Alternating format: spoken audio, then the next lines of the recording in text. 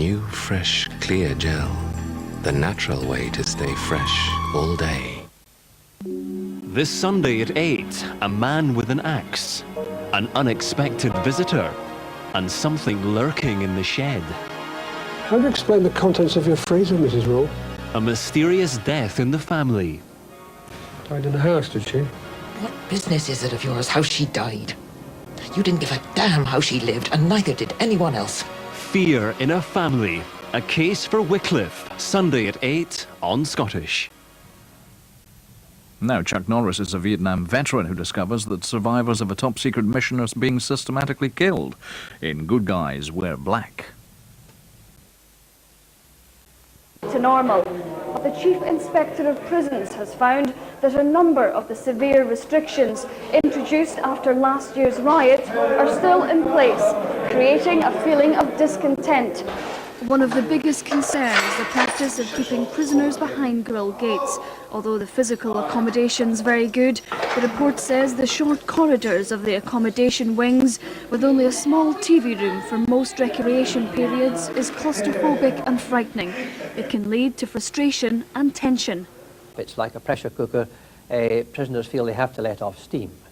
I want to be careful about this because it's very, very difficult balance, but they must really get the regime running much more smooth than it has been doing by getting the prisoners back to normal as regards employment, recreation, education, and all the other facilities available in the jail. Shotts is unlike most Scottish prisons, with its purpose-built halls and corridors, and expectations were high at the outset. What the inspector has said would certainly concern any governor, but I am very much aware that since I have been here, there has been these big improvements that have been made, and I am confident that we have got the balance right between the three elements. The governor says there hasn't been an incident at Shotts for over 12 months. Attacks on prison officers are also down. Control has been established, but it seems at a price. Shotts is home to many of Scotland's most dangerous and difficult prisoners. Most of these men have been separated from the rest of the inmates and placed on a strict regime. The report says if restrictions aren't eased for the majority of prisoners, then discontent may spread like a bushfire. Emma Simpson with that report. Now, the Child Support Agency is arguably the most controversial body ever created by the government. So far, it's seized millions of pounds from thousands of parents. It's also sparked mass protests and been linked with suicides. Parents across Scotland say the agency is ruining their lives. Tonight's Scottish Reporters programme goes undercover to investigate. The reporter on the story is Linda Kennedy. Here's a preview of that documentary.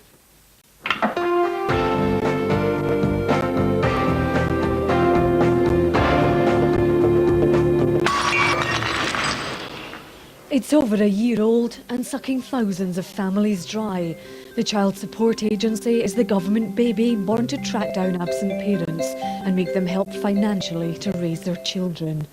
But it's caused despair in thousands of families. For Moira Parsons, financial despair. Her husband has children from a previous marriage. Even though he's on sick pay, the agency wants him to pay £127 a week. The couple have had to separate. Moira's husband tried to take his own life. I actually caught him. He had taken half a bottle of vodka and he had all these tablets in his hand. I'm sorry.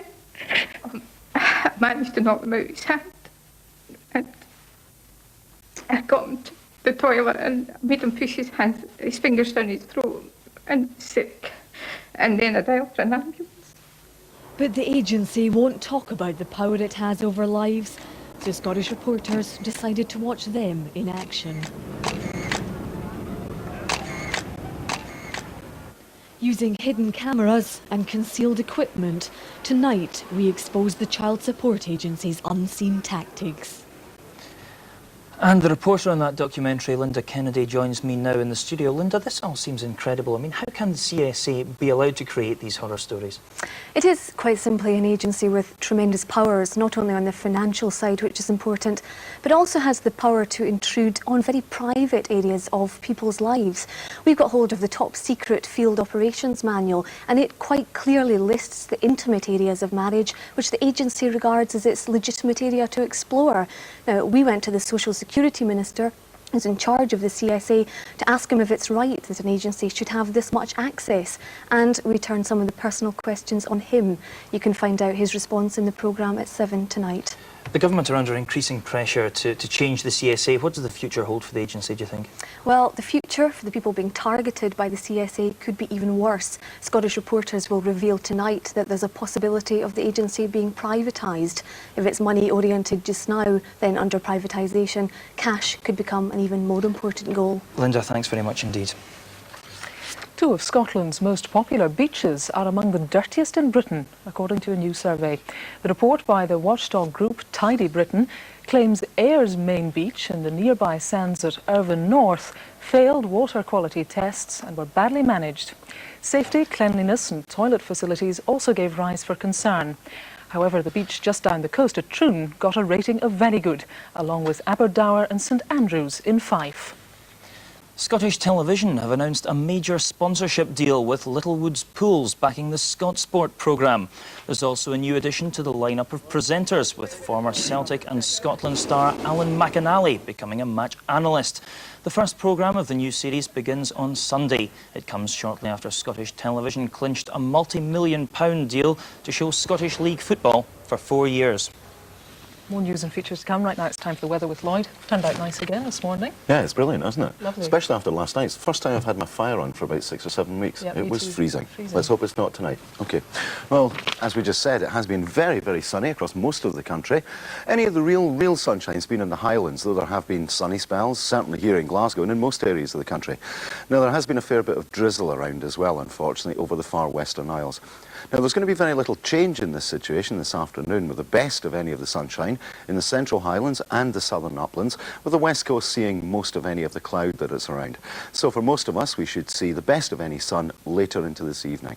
Now, temperature is going to be a bit above normal for this time of the year, about 18 or 19 Celsius in the sunnier spots, but a bit cooler along the east coast thanks to that light onshore breeze. But otherwise, there's a light wind from the northwest, but it will get a bit stronger along exposed areas of the west coast. And the Argyll coast is going to stay cloudy tonight, with the risk of some light drizzle at times. Otherwise, it's going to be fairly dry, with a fair amount of cloud cover in the west, but it should be clearer in the east of the country. Now, temperatures are going to bottom out about 8 to 9 Celsius tonight, and it will be coolest again in the east, and the winds are going to be light and from the northwest. Kirsty. Thank you for that, Lloyd. Very smooth. That takes us just about to the break now, but please do stay with us. Yes, coming up next, is it mission impossible for Rangers? We look at their chances now for European success. Eating out in the capital, how the gourmets are improving their image. And don't beat about the bush, call the gardener to talk to David Mitchell about your shrubs. The lines are busy already. It's my go. 0500 404 000 is the number to call if you want to speak to David Mitchell, our gardener. Get your calls in quick. We'll see you in just a minute. Bye-bye. Bye-bye.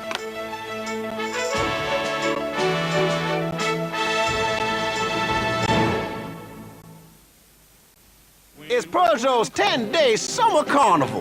There are great deals on a great range of cars, with free insurance on most models, 300 pounds cash back on the 306, and a chance to win a new 306 or another fantastic prize. The 10-day summer carnival at your local Peugeot dealer. Don't miss it.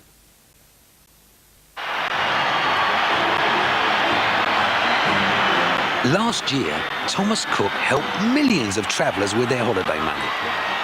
They helped them change their dosh into dollars, their folding into francs, their lolly into lira, their acres into drachma, and their spondoolies into shekels.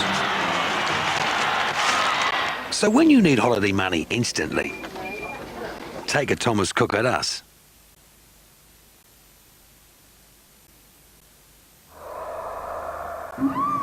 When the problem is indigestion, you want relief that works, and works fast.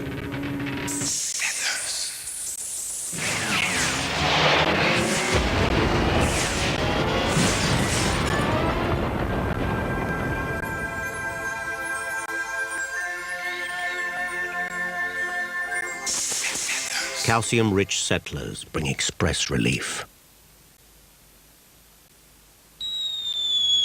Car insurance prices are down at Swinton.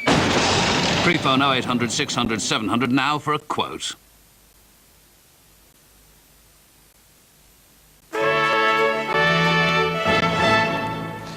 Hello again. It's not a very happy homecoming for the Rangers squad back in Glasgow today after their 2-0 defeat by AEK in Athens last night. Our sports correspondent Jim Delahunt was with them. Thanks, Martin. Whatever the problems caused by the Athens supporters last night, we cannot get away from the fact that Rangers are now in serious danger of missing out again on a place in the Champions League. Athens played some marvellous technical football, which, on the night, the Scottish champions had no answer to. The home goalkeeper was rarely called into action, and the Ibrox club can only hope he's been lulled into a false sense of security for the second leg. Rangers had Andy Gorham to thank for preventing a much more serious defeat. This was one of 3 world-class stops which kept Rangers in the game during the first half. 3 minutes into injury time though, Gorham was beaten, Saravakos scoring the first of 2 goals. Riot police on the terraces had to protect Rangers fans from bottles and flares thrown by the Greek supporters. In the second half, a defensive mix-up led to Saravakos making it 2-0, and when the final whistle blew, Walter Smith was left to worry about his line-up for the second leg at Ibrox. I did on my own take a little bit of a chance in changing it around a little after a game on Friday night. But I possibly took a little chance in the sense that nobody had settled into it. But it was always going to be an awkward game because basically we were going to have to change 1 or 2 players and bring in new players at this stage of the season anyway. You now face an enormous task, 1 to pull 2 goals back and then to win it. Well, you always, when you look at it, you have the advantage the second leg at home. If you can manage to get the 2 goals back, then we can get ourselves into a situation where even if it takes extra time, I feel we can put a bit of pressure on them. But as I say, we'll have to do better than we did in tonight's match. Well, Jim, not a good night for Rangers at all, was it? The Greeks looked like quite a useful side. Can Rangers pull it back in the second leg? Well, Walter Smith's putting a very brave face on it there. You've got to remember that it's not simply a case of Rangers just charging and throwing everything at the Athens defence at Ibrox in 2 weeks' time. They can go for goals if they like, but they've got to remember that if Athens score a goal, Rangers then need to score 4 to win the tie. The most important thing about last night was that Rangers failed to score an away goal. Walter Smith had said before the match that a 2-1 defeat wouldn't have been the end of the world. It would actually have been a very good result. 2-0 makes it very, very difficult. We've all heard about the problems off the pitch as well. A bit hostile over there, wasn't it? It was a very hostile welcome for the Rangers players, the management and even the media. I myself was hit by a bottle during the match. Thankfully it was only a plastic bottle, but it was full of water and I did get soaked. Very nasty pieces of work, some of these Athens fans. They made it very difficult for everybody, and the riot police actually did well on the night to prevent any trouble happening. The Rangers fans, very restrained. They should be commended. Glad you're back in one piece, Jim. Thanks. Yes, Jim Delahunt there, home safely. We're glad to hear. It's time now for our gardener's phone-in. Call the gardener, call David Mitchell. He's here to take your calls today. He's going to specialise on shrubs, but he'll take any call at all if you're having problems with your garden. The number to dial is 0500 404 000. The lines are open now, and as usual, the calls are free, and as usual, the lines are busy. David, let's get straight onto the phone lines. Eleanor is there. Hello, Eleanor. Hello. Hi. What's your question for David? Hello, David. Hello. The grass at the back garden is soaking wet, but I'd wanted some flowering shrubs to put around the perimeter of the fence. Is there any I can put right now before the grass is seen to? There are 1 or 2 things that you could use. Some of the dogwoods, the cornice, they really have nice variegated foliage and they enjoy moist soils. There's even a native Scottish willow, Salix lanata, the woolly willow, that enjoys wet, moist conditions. And some of the winter flowering viburnums would be very happy in that kind of environment. So you could clean the ground up and plant these at this time of year. Right, Eleanor, does that answer your query? Yeah, I got all the names. Thank you very much. There you go. He's very specific, isn't he? It's great. Right, let's go on to Francis, who's in Lanark. Hello, Francis. Hello. Hi, what's your question for David? Right. I have a garden at the back which is lavanda trees on 2 sides. I don't have any colour whatsoever. And I'd like to know what kind of bushes I could put underneath the lavanda. There are various things that you could use underneath them. Possibly something with variegated foliage, or perhaps some of the potentillas. These are summer flowering shrubs. Possibly even some of the hydrangeas would be very useful for you. But I think my main choice would be something with variegated foliage. Right. It's a very clay soil. Well, clay soils are very rich in nutrients and they're moisture retentive. They're just difficult to work, but once things are planted into them, they establish and grow very well. That's fine. Right, another satisfied customer. I'm amazed at your success rate. Carol is in Burnt Island. Hello, Carol. Hello. Hi, what's your question for David? Hi, I've got a 2-year-old Japanese Acer. Right. The leaves are all burnt at the edges, and the new leaves that are coming in are all distorted. Yes, this is a very common problem with these Japanese maples. They really are quite delicate plants. They need to be grown in a very sheltered position out of the wind. The browning of the leaves is caused by wind burn, and sometimes it's also drought that contributes to it. So you want to get it into a moist soil in a sheltered position out of the wind in the garden, and you should overcome that problem. Are there any of these shrubs, any of these plants which are just not suitable for the Scottish climate, which if people see in the garden centre they should just steer well clear of? There are one or two things, but usually if you look on the label you'll see that there's some indication to the fact that it's semi-hardy. But in general the garden centres in Scotland are very good at stocking plants that will grow and thrive happily here in our nice moist climate. Nice moist climate. I like it. That's a great description. Lloyd should be using that one. Right, let's go on to Mary now, who's in Glasgow. Hello, Mary. Hello. Hi, what's your question? My query is regarding a cotoneaster which is spreading upwards and outwards. Now, is it possible to take cuttings, and what's the method of doing so? Yes, you can take cuttings from your cotoneaster, and you want to do it towards the end of August, the beginning of September, when the wood is what we call semi-ripe. That just means slightly flexible, not too soft, and you want to cut them off at the node. That's where the leaves join the main stem, and then dip them in a little rooting hormone and either put them in a pot on a cool windowsill in some perlite, or put them into perhaps a little peat and perlite mixed in a cold frame and keep them moist to begin with, and they should root within a few weeks. Sorry for changing your name there, May. How does that sound? Does that all sound fairly straightforward? Thank you very much. Yes, right. thank you. There we go. Another satisfied customer. Frida, we're fairly cracking through them, is in Kirkcaldy. Hello, Frida. Hello. Hi, what's your question for David? I have a broom, a red broom, which is coming up for 2 years old, and I don't have a very big garden, so I'd like to prune it back without doing any damage. Right. Well, generally the brooms aren't actually pruned. They're allowed to sort of grow. They're seen as short-term shrubs in the garden, but if it's getting too big, what you can do is cut some of the whippy growths back towards the main stem, and that's usually done just after flowering. But if you are going to prune it, you do want to apply a little extra fertiliser just after pruning, so that it encourages the plant to produce some fresh growth for the following year. Right, we'll squeeze one more in very, very quickly. Margaret's in Paisley. Briefly, Margaret. Hello, Hi.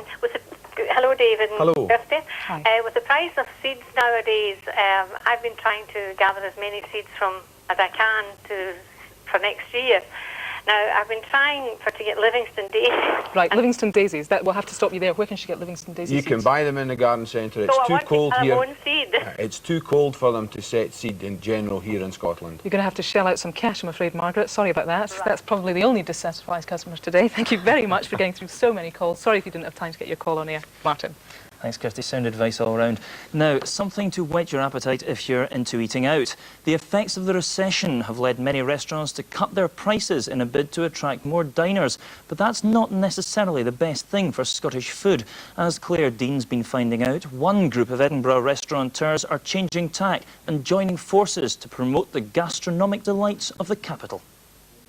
Scotland is blessed with top-quality produce. Salmon, game, shellfish, fine cheeses, market vegetables and soft fruits, to name just a few. But how much do we really appreciate Scotland's natural larder?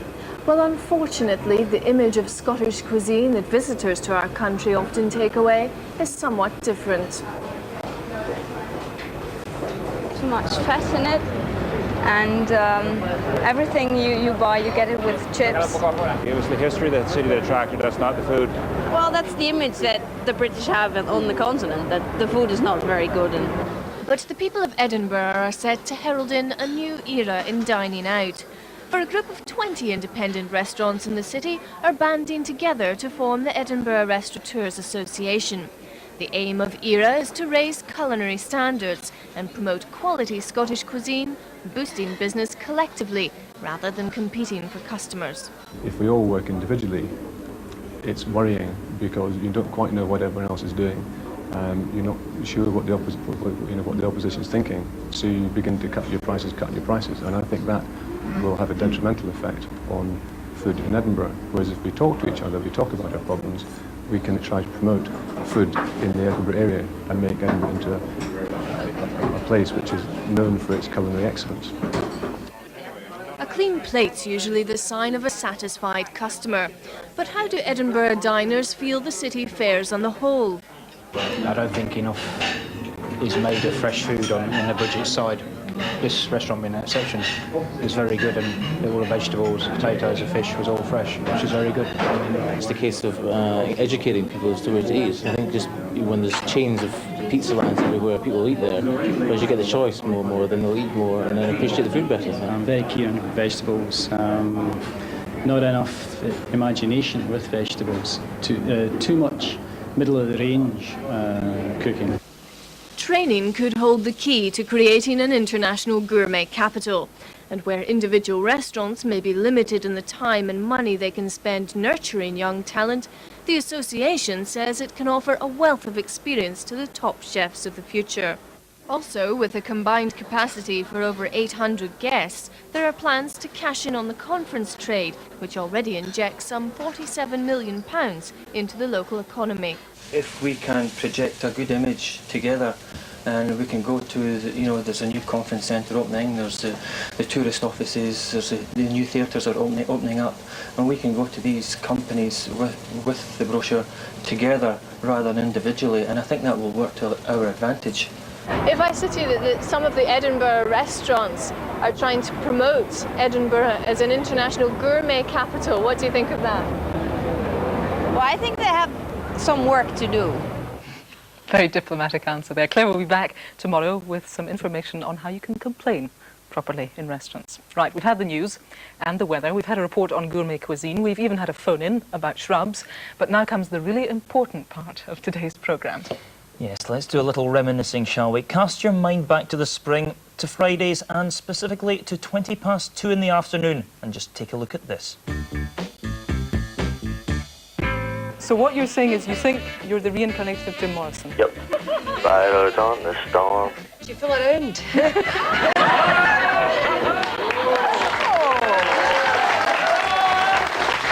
Oh, we're all waiting. Well, you know what can be found. We're not going to shy away from the big issues on this show. Why do you dress as a woman when you're a man? Do you not think that Peppy might in fact be a bit embarrassed that she's pink? He doesn't know he's pink. You ain't nothing but a hound dog. It looks like Errol Flynn. August, am I boring you? Oh, you want some? My favourite. Tonight, do you miss me? Ordinary people with sometimes extraordinary lives. Well, in just over 3 weeks' time, the bandwagon starts rolling again. I'll be back with a new series of the show, but we'll now be occupying your screens twice weekly, Mondays and Fridays, and at a new later time of 5:10. And as well as the guests and the live phone calls, there's another essential ingredient, you.